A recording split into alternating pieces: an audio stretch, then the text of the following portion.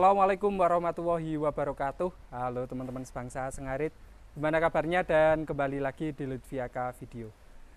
Ini sekian kalinya saya datang ke tempatnya Mas Koim teman-teman, bersama sapi-sapi jumbo di tempat Mas Koim, dan kita sudah ditemani langsung dengan ownernya.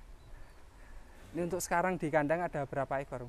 Ada beberapa ekor, cuma ada di tempat saya kan nggak ada banyak, paling 15 paling banyak atau 30 ekor paling banyak. Jadi kalau di tempat saya kalau belum musim Idul Adha pasti sapinya dikit, paling 15, paling mentok 20 ekor kayak gitu. Beberapa sapi jumbo dan sapi yang untuk dagangan ya? Dagangan, biasanya dagangan kan kita nyetok 1 minggu sekali, tapi alhamdulillah sekarang lagi nggak ada, lagi habis karena udah dibawa ke pasar kemarin, pas pasaran lagi di Wonosobo. Mantap gitu. ini. Dan sekarang kondisi bagaimana ini untuk pasar?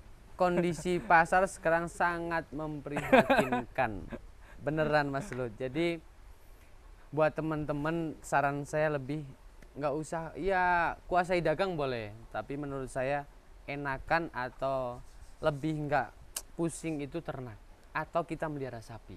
Jadi, Itu lebih enak kayak gitu daripada dagang. Dagang itu mikirnya 2 kali, jadi ekstra bener-bener. Contohnya misal kita berangkat ke pasar, kita mau beli sapi, kita mikirnya di ntar saya beli ini kemahalan nggak ya, ntar dijual di pasar untung nggak ya.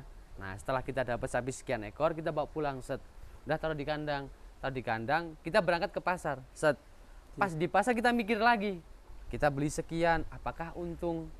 Ternyata pas di pasar karena kondisi sekarang sangat memprihatinkan, sepi ya, pasarnya sepi karena nggak ada pembeli sama sekali.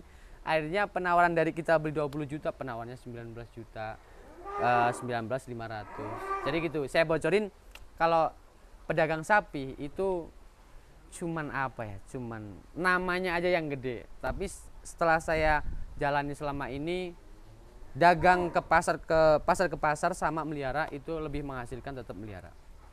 Itu. tapi ini kalau pandangan saya Om, mungkin pas waktu seperti ini ya mungkin. Semuanya kalau waktu seperti Tapi ini. kalau pas Idul Kurban kayaknya juga Ya, lumayan. Kalau Idul Kurban itu udah beda karena momen pedagang sapi itu satu di Idul Fitri, kedua di Idul Adha. Kalau untuk pedagang sapi bakalan itu setelah Idul Adha. Biasanya kayak gitu.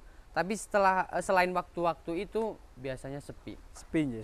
Sepi parah. Jadi udah memprihatinkan kalau di pasar. Kemarin Terus, juga saya sempat main di teman-teman daerah Gerabak maupun daerah Sukan Salatiga yang memang basicnya apa, penjual atau pedagang sapi, banyak yang apa ya, libur dulu. Oh iya, udah karena pasti. memang sangat sepi kondisi Udah pasar. pasti kalau sekarang.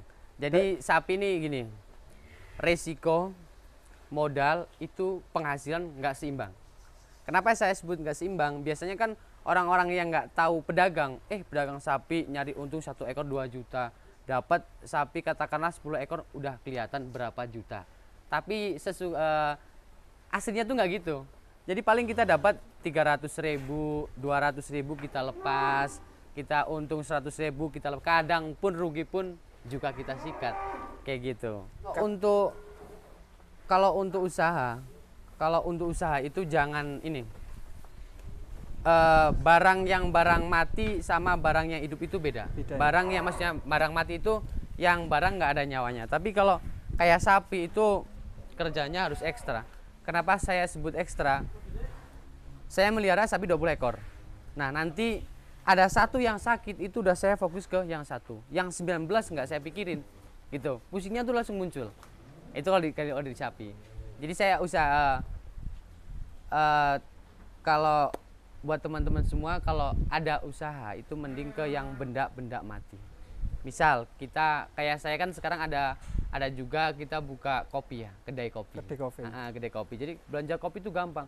Kita mau belanja 1 kilo, kopinya juga kayak gitu. Kita mau belanja 1 kintal, 1 ton, tetap sama kayak gitu. Beda sapi. Kita beli 10 ekor itu 10 macam ekor dan 10 karakter sapi. Beda-beda. Nah, pusingnya di situ kalau di sapi. Apalagi ngedagang. Setiap 1 ekor kita belanja, itu pasti kita mikir. Dari 1 sampai 10 ekor kita mikirnya luar biasa. Itu satu, di masalah otak. Itu udah capek mikir. Kedua, tenaga juga capek. Kan gitu. Jadi lebih enak kalau untuk milih, jadilah ternak atau kita melihara sapi. Dan ini kalau jenengan sendiri sudah berjualan atau ternak sapi sejak berapa lama? Udah dari tahun saya ikut ke pasarnya. Nah, Pertama ikut ke pasar itu dari umur 12 tahun. 12 tahun. Itu 12 artinya tahun, baru dua- SMP. Enggak, saya lulus SD, Hah? terus saya masuk SMP 3 bulan, terus saya keluar, saya ikut bapak ke pasar. Kurban sapi juga ini. Iya, itu dulu kayak gitu. Dulu itu pas bakalan yang sekarang harganya 25 juta, kalau dulu itu masih 4 juta. Ada yang saya jual sapi itu 1.800.000 itu udah pernah. Berarti ini tidak lulus SMP dan tidak lulus SMA, Om. Enggak, saya kalau untuk sekolah nol besar ya. Jadi kalau di ternak ini saya enggak belajar dari teori atau saya bukan dari sekolah, tapi saya belajar dari pengalaman. Satu pengalaman, yang kedua emang dari turun temurun, dari kakek kemudian bapak kemudian kakak terus kemudian saya, kayak gitu. Jadi memang dari praktek lapangan ya dapat ilmunya. Keren Langsung sekali ini. terjun. Terus kalau untuk suka dan dukanya banyak. Pokoknya setiap di usaha nggak ada yang usaha itu mulus, tuh nggak ada. Pasti dulu itu saya pertama melihara ya, bukan dagang. Pertama melihara itu saya melihara 2 ekor. 2 ekor, yang satu sakit. Otomatis kan saya rugi. Ya. Kalau dibahas masalah rugi banyak. Sekarang nggak usah yang dulu, yang dari kemarin aja, Tahun kemarin nih. dari sebelum Idul Fitri, menjelang Idul Fitri sebelum puasa, itu saya beli sapi dengan harga 80 juta. Sakit, saya potong. Itu ruginya 46 juta. Itu pertama. Itu dari Idul Adha kemarin ya. Setelah itu saya beli sapi dari petani 2 ekor 60 juta. Yang satu nyampe kandang sini, yang satu kakinya patah, yang satu sakit. Itu saya potong, itu rugi banyak, pokoknya rugi 1 ekor. Itu udah jelas. Terus kemudian pas Idul Adha kemarin, Pas ngirim itu. iya pas ngirim itu sapi 1 ton itu kan mati dan ya udah kita kubur, nggak sempet kita potong. Tadinya sudah deal harga berapa? Gimana? Sudah deal di kisaran harga berapa? Di atas 70. Di atas 70. Iya, di atas 70. Dan mati itu dibawa pulang, kubur di rumah.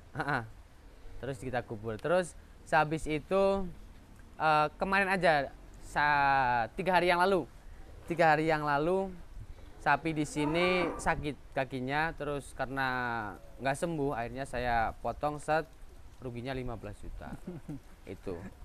Itu kalau di dukanya seperti itu. Jadi setiap orang usaha itu nggak ada yang mulus, pasti Jadi ada. resikonya jualan sapi baik untuk sapi jumbo maupun bakalan ini juga gede ya, Om. Gede. Pokoknya udah saya bilangin, kalau untuk dagang sapi itu modal sama resiko sama penghasilan itu nggak seimbang, sama sekali nggak seimbang.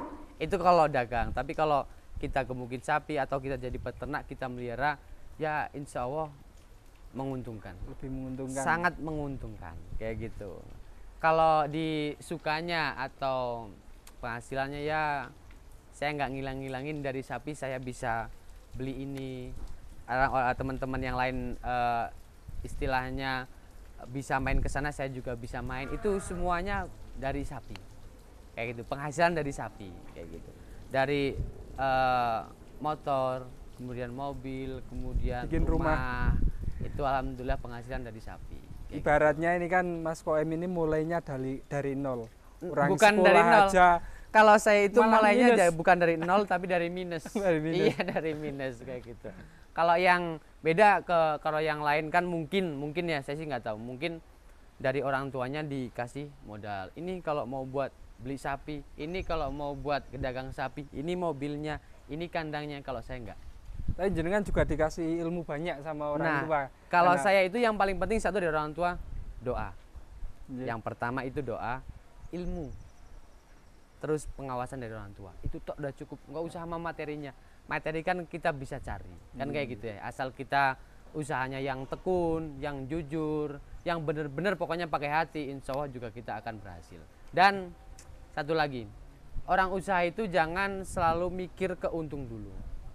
Itu ciri-ciri orang yang nggak mau sukses. Satu, misal kita usaha terus kita mikir untung, nantinya nggak dapatnya untung tapi buntung. Yang penting kita usaha dulu, kita jalan dulu yang benar-benar yang benar-benar jujur, yang benar-benar tulus, insya Allah nanti untungnya mengikuti dengan kinerja kita, kayak gitu menurut saya. Wih, mantap sekali ini teman-teman. Padahal SMP aja tidak lulus ini Mas Koim ini. Tapi sekarang sudah punya sapi-sapi jumbo dan sudah membuka kedai kopi juga. Iya. Mantap. Kalau saya jiwanya. harus mempunyai beberapa usaha, misal kayak di kedai kopi, terus ada juga kuliner-kuliner yang lain yang saya sedang berjalan sampai sekarang. Tapi itu juga berkah dari sapinya itu. Benar. Jadi gini, usaha saya harus mempunyai satu induk. Contohnya satu induk itu di usaha sapi. Yang Ini memang sapi harus dipertahankan, yang diprioritaskan. itu tetap di sapi. Nah, nanti dari penghasilan sapi saya pindahkan ke kedai kopi. Kedai kopi nanti ada penghasilannya saya pindah lagi ke kuliner yang lain. Nah, minimal saya kan sekarang ada 3 sapi, terus ada makanan berat, makanan ringan, dan ada kedai kopi. Nah, dari penghasilan kedai kopi dan makanan itu saya masukin lagi subsidi ulang ke sapi. Jadi buat beli sapi. Nah, nanti ketika pas Idul Adha saya bongkar semua sapinya, uangnya ngumpul di sapi, kayak gitu. Mantap jiwa ini teman-teman. Padahal masih muda. Umur berapa tahun Om? Sekarang? Umur baru 25, mau jalan 26. 25 ini. Ya. Keren. Ya udah, sebenarnya udah tua, udah. Saya saja kalah ini. Sebenarnya nggak kalah, tapi belum menang aja. Iya. Nanti kan kalau Mas Lutfi mau berusaha, mau belajar, insya Allah juga pasti lebih dari saya. Amin. Gitu. Yang penting saya... jadi orang jangan ngerasa puas, jangan ngerasa pinter. Pokoknya kita jadi orang tuh ngerasa kurang ilmu, kurang. Insya Allah bakal jadi orang sukses. Mantap ini. Ini bersama Mas Koim teman-teman dari Garung, Kabupaten Wonosobo. Ini banyak sekali ilmu yang kita dapat pada kesempatan siang hari ini. Dan terima kasih nih Mas Koim untuk waktunya. Kita sudah diberi kesempatan untuk berbincang-bincang. Kita sudah dapat ilmu banyak ini dari penjelasan panjenengan. Siap. Demikian dulu teman-teman. Dan ini barangkali ada teman-teman yang mau belajar peternak sapi, bisa langsung kontak Mas Koim. Bisa dolan ke kandang, mau tanya resep pakan di tempat ini. Kemudian bagaimana cara memilih sapi agar bisa sejumbo si Guris di sebelah sini atau si Gupon di sebelah sini, bisa kontak langsung Mas Koim, nanti nomornya saya cantumkan di video ini. Demikian dulu teman-teman, mudah-mudahan tayangan ini bermanfaat dan wassalamualaikum warahmatullahi wabarakatuh. Jos ini.